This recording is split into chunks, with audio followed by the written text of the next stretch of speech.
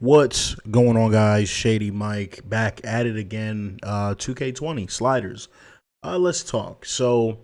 I want to get right into it. Obviously, to address the elephant in the room.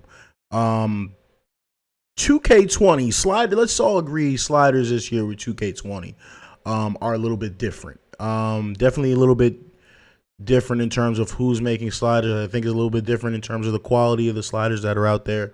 And that includes myself. I think there's definitely been a little bit of a drop off, but I think it's clear that this year sliders are not going to get the job done alone, and we're going to have to dive a little bit deeper to get this game playing the way most of us want the game to play. Heck, we got a lot of the community playing 2K19 right now. You just got to call that what it is. But I'm not the type of person that likes to move backwards. I like to move forwards. Because I wasn't the biggest fan of 2K19 anyway. But with that being said, I want to talk a little bit about my slider set. It is a work in progress. It is not done, and it's really not close to being done. Before I get into my usual rant, this time I'm sharing the sliders in a Google document. It's going to be in the description. You can click it. You can see it. It is a beta set. It is not done. And let me go into some of the details of that. So the set is in beta, and I've got this down almost to a science. The way I develop sliders, a lot of times it's a lot of mixing and matching. I like getting in games, playing default Hall of Fame, and saying, "Hey, is this hard enough? Is part X of the game hard enough? Is this part of the game hard enough?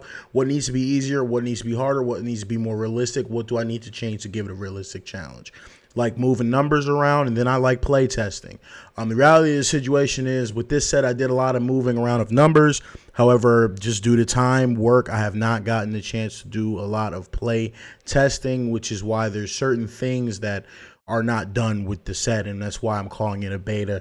I just don't want to hear a whole bunch of complaints in these areas because I really haven't tested them. The biggest thing is obviously field goal percentage for the CPU. I think it's going to be a little bit high with this set, but that's not really what we're focusing on, especially because you can tweak that as you go. The problem with testing sliders is you can play with a great team and they shoot 60%, and then you play with a bad team and they shoot 29% for the game, and you have to try and find that middle ground. I simply have not had the time to put in to find that middle ground yet. So I think right now they are on the stronger side in terms of field goal percentage, but that's going to be fixed going forward. As we get time, and it's one of those things like when you get the sliders and test them out.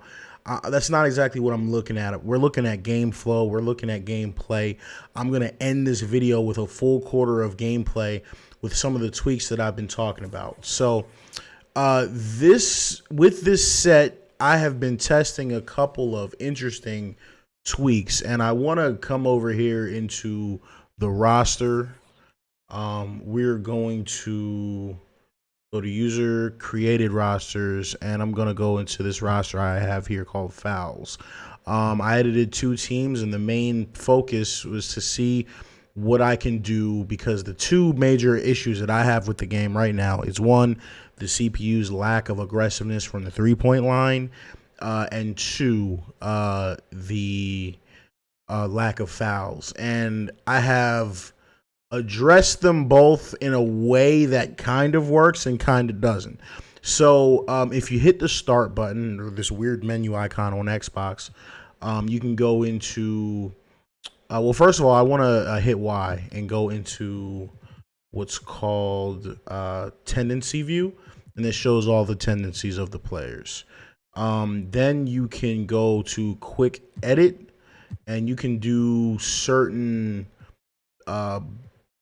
call it bulk edits for certain players, or all the players, because that's what we're going for right now. So I was just screwing around. I wanted to see exactly what I could do, and I decided to change 3 settings to see how they change the game. Contested jumper mid-range and contested jumper 3-point tendencies. You're going to see for every player on the Bucks here, I maxed those 2 values out.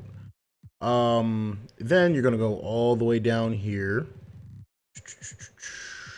And you have hard foul tendency at 100 and foul tendency at 100. Now, let me tell you why I'm testing this. Obviously, I don't know how this is going to affect franchise or my league stats. That's to be determined. Like I said, I'm nowhere near that part of the game yet. But one thing that I have done, and by the way, don't copy these sliders in because these aren't the ones in the spreadsheet. But one thing I have done is with me putting the jump shot defense low, it gives teams the opportunity or players the opportunity to hit jumpers with guys in their face more. And that's fine. That works perfectly. However, what it doesn't do is it doesn't make those players willing to take those shots because they're still thinking the old 2K mentality. Oh my God, there's a guy here. I am not allowed to shoot the basketball. I've been on the record for year after year after year. This is the most unrealistic part of 2K basketball. The fact, and again, if you follow me on Twitter, you'll see, what I was talking about. I've been to 2 basketball games this week. I like to go to NBA basketball games and, call me a nerd if you want, but I do watch the flow of these NBA basketball games. I watch the shots that these guys are taking. My belief and my philosophy on sliders is that the presence of a defender does not equate to good defense. You can put me in front of Giannis and have me put my hands up, and it is not going to affect his jump shot, right? Even though it's not really the strength of his game, right? His layup, blah, blah, blah, whatever you want to call it. An unathletic 6-foot guy standing in front of a 6'11" guy is not going to have a big impact. The best defenders in the world are the ones that can really knock shots off. But the reality of the situation is everyone doesn't play defense like that in the NBA, and that's more of a lost art. The Paul Georges of the world, Kawhi Leonards of the world, Matisse Thybulle, those are really the only guys in the league doing it. Avery Bradley, those guys, are really Danny Green, guys that are putting pressure on ball handlers and altering shots and really affecting the success rate of jumpers. And guys like that will still do that in my set. But it's not something that's a given. If Isaiah Thomas is standing in front of Kevin Durant on default and KD shoots a mid-range jumper, just because he's standing there, they give him a rating of, it's smothered. And I just don't agree with that. And that's always been the way that I've approached my sliders.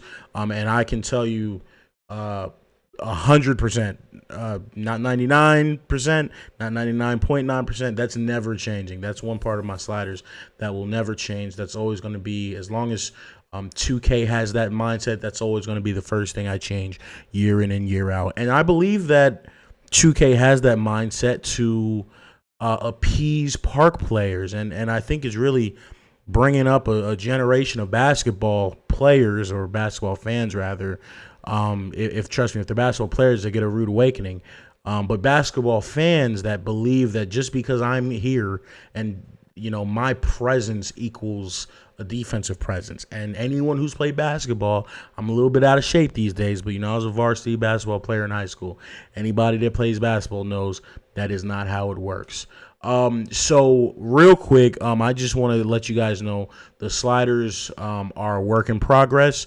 I changed very little from my last set to this set, but there are some major changes that drastically impact the game in terms of vertical blocking, trying to think what else, and steals that significantly impact the game. But I haven't really been able to balance it out yet to make all the stats and stuff like that work. Unfortunately, I had one game where I think I had like 14 steals, so I wasn't super pleased to see that when the league average hovers around 6, 7, or 8. Blocks are completely revamped. You're not going to see a lot of just kind of tip blocks. Most of the blocks are going to be animation based, so that it's different. The game plays different. The game feels different. I will tell you one thing. I did initially have some complaints about the game speed at 60. I'm not changing that. I like it. I think it matches the flow of the game of basketball, and I'm not lying to you. I went to 2 basketball games this week here in Atlanta. I got to see the Hawks versus the Wizards, and the obviously the Sixers versus the Hawks. My team is the Sixers.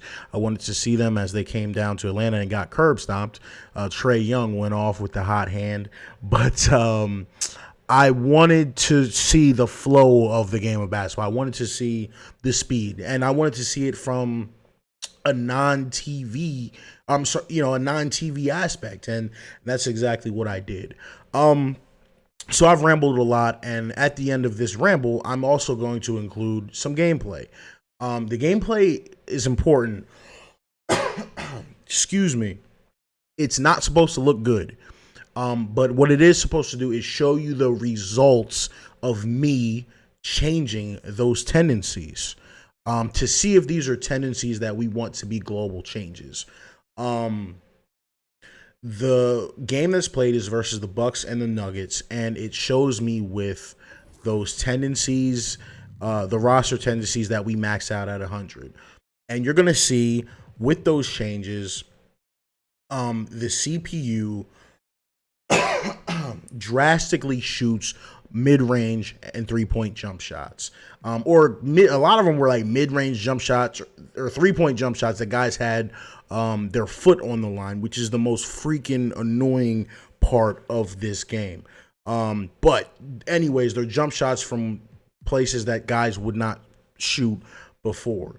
And we did that with attack the basket at 0, close shots at 0, and inside shots at 0. The problem on default is the CPU just has a crazy mindset to just attack the paint and will not focus on guys that want jump shots. So what is the plan going forward?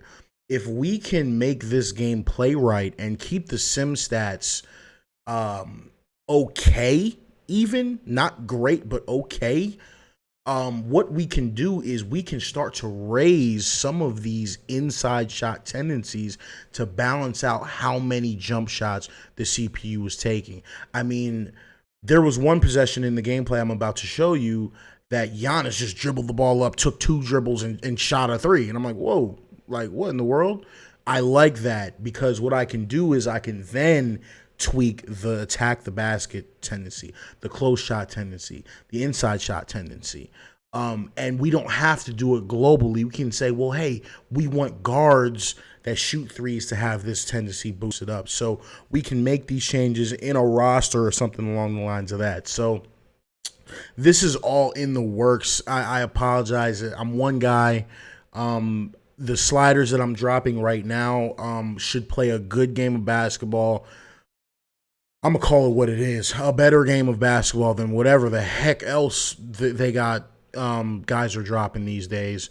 You got a bunch of garbage on the Operation Sports slider section. You got a bunch of garbage from some of the bigger YouTubers, some YouTubers that are bigger than me that want to drop sliders and are absolute trash.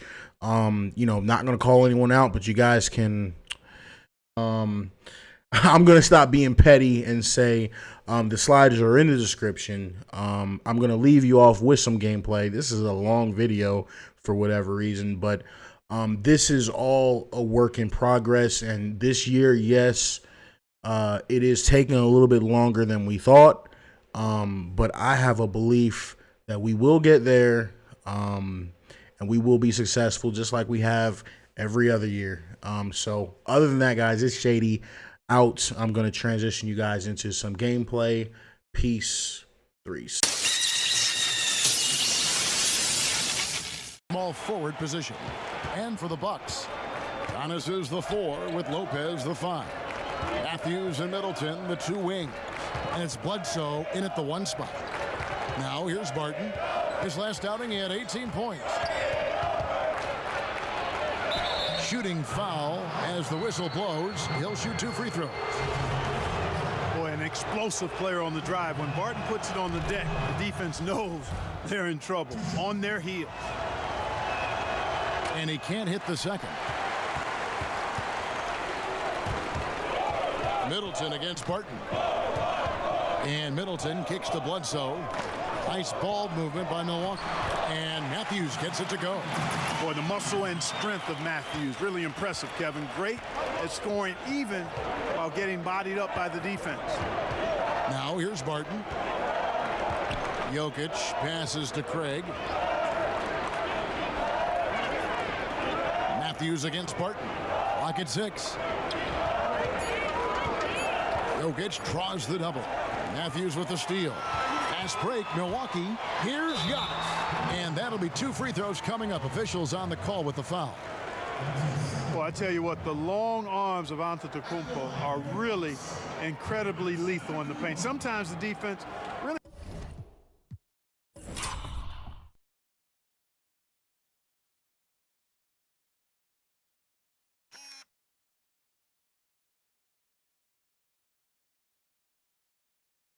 has no choice but to foul him and then hope he misses. And the first one drops. Porter's checked in for Jeremy Grant.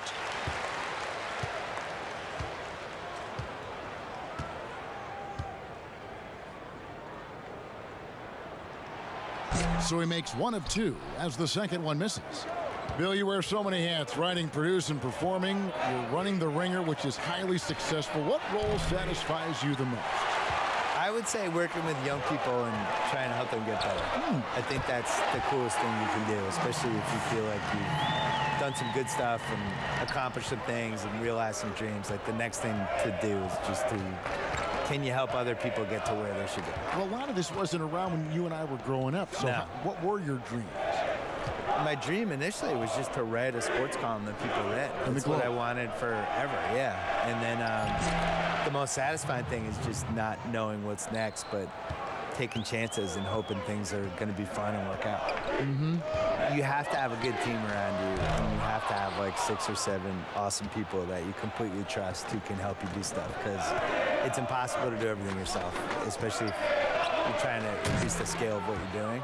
And I think that even works for an NBA organization. You know, it's not like one person running everything. I would say putting a good team around you is the most important thing.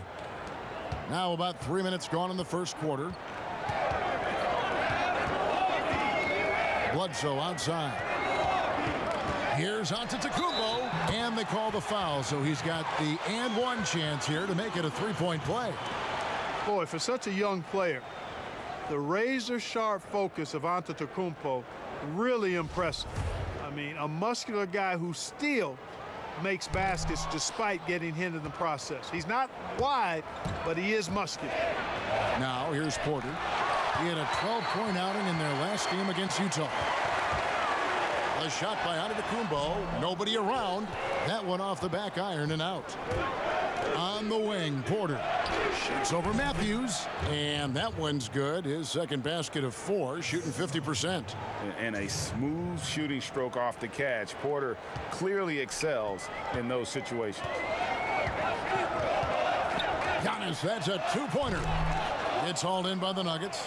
I guess even he has to miss one of those once in a while. Passes it to Jokic. Porter trying to free himself up, and no good. Had a chance to take the lead there. Middleton outside. Pass to Antetokounmpo. And Giannis Antetokounmpo, you know, built 3 seasons ago, passing Kareem for most triple-doubles in Bucks history. The Bucks to get Kareem and Giannis even in a 40-year span is pretty great.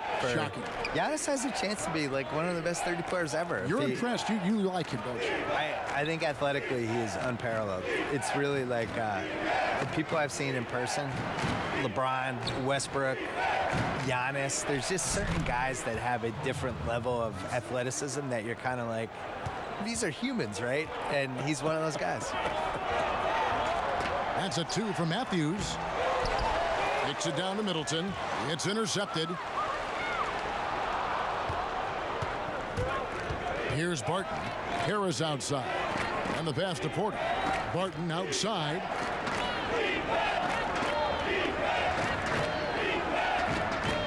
Six on the shot clock. Denver needs to get off a shot. Porter, and a kind roll that time off the rim as that one falls. Porter's got 7 points in the game.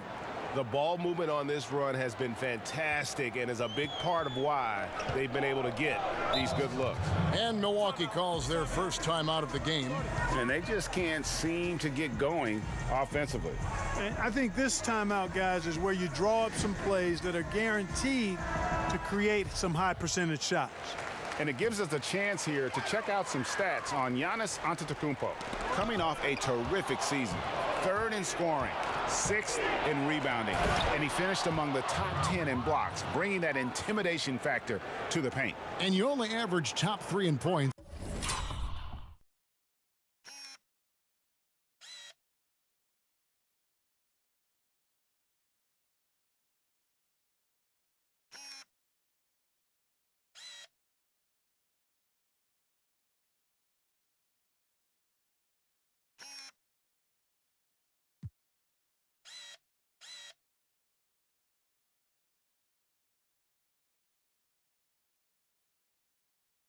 If you have a particular mindset that you are the guy. So it's the Bucks now. Denver getting their last shot to go. They need this one. It's hauled in by Jokic. Jokic has got 4 rebounds in this game. The shooting numbers just aren't there yet in the quarter. Harris against Matthews. And here's Jokic. Coming off a stellar performance against Utah. Fires from deep. Lopez with the block. Lopez showing off the length there to get to that shot.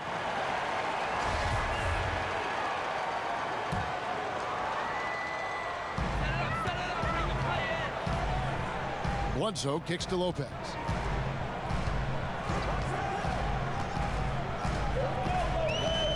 Pass to Middleton. Loads it up for Bledsoe. Jokic with the steal. And here's the fast break. Porter leading the way. And oh boy, a lot of contact there, but he gets the call and will shoot 2. It goes on Giannis Antetokounmpo. This guy, Gary Harris, is a player on the rise. I love how confident he is. He knows he belongs in this league. Bucks trail by 7. And Bill, we've seen more and more teams base their offenses around three-point shooting. Threes are at an all-time high. We know that. And should the NBA, that in mind, do anything to address this via any rule change, which I don't know what that would mean, but it has been talked about. I don't like changing. I think it's going to manifest itself with it doesn't work in the playoffs as well.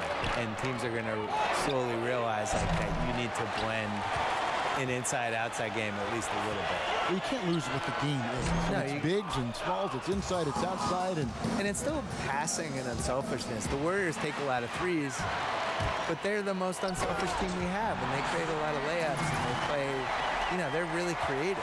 And you just can't, that just can't be your thing as we shoot 53s. Here's our offense. The problem is you're still going to get in these games where 2 points really matters, you know, and that's what you saw with Kawhi in the playoffs last year. These games slow down, and it's going to be a 92-89 ending, and your team needs to get 10 baskets in the 4th quarter, no matter how you're going to get them. You still need somebody who can do that too. Tremendous anticipation from Antetokounmpo, sensing some separation as that pass was coming, and then simply rising up and knocking down the jumper. Now here's Barton, and here's Harris from the arc, and the 3 ball is good. And the Nuggets lead by 5. The real come at us, and we're coming right back at you. A little back and forth from long range. I love it. That's a terrific answer there. Antetokounmpo. That shot off the mark. And the Nuggets going the other way. Just not much success when it comes to shooting. Harris kicks to Jokic. Bledsoe comes over to help. Martin from outside. Rebounded by the Bucks. Matthews with it. Now guarded by Porter. And stolen by Barton.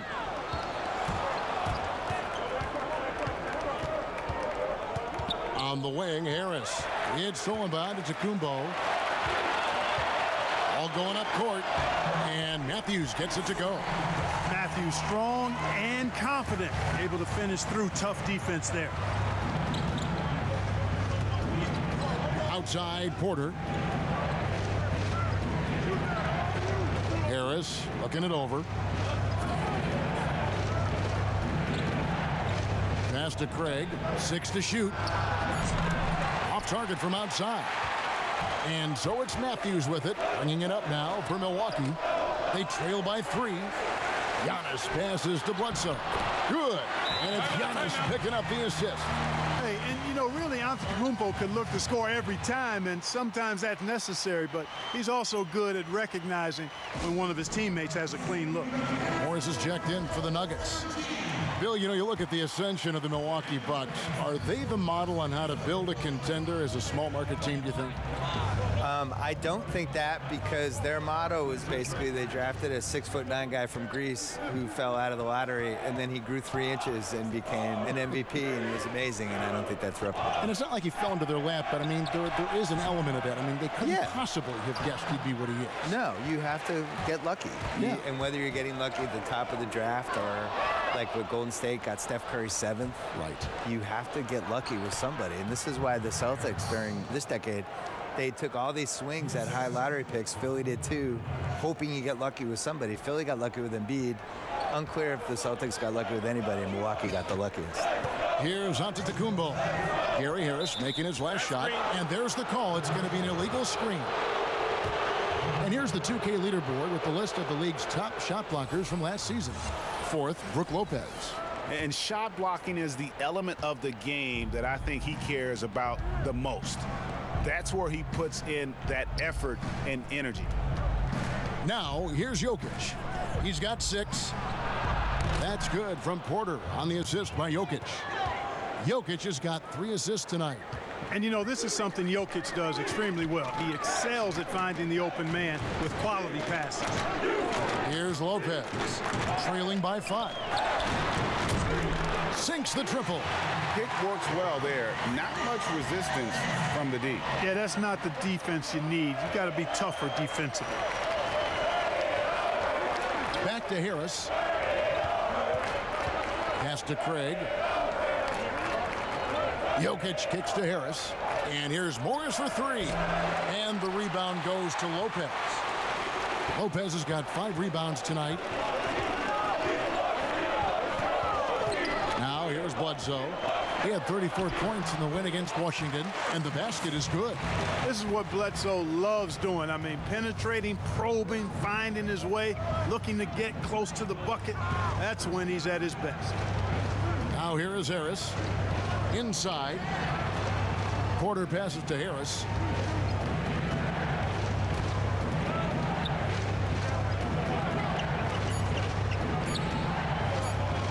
Goes up from the top of the key. Antetokounmpo pulls it in. Defense made an impact right there. Definitely got him uncomfortable going up with it. Hands it from downtown. And he's starting to show that killer instinct this quarter, looking to extend the lead. The Nuggets trail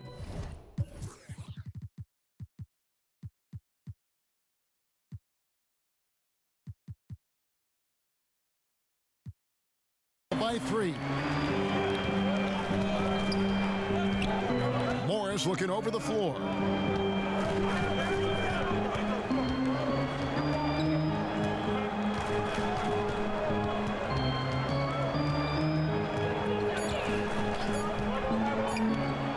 halt the run, and the last second attempt does not go in for him. And we'll be right back after this.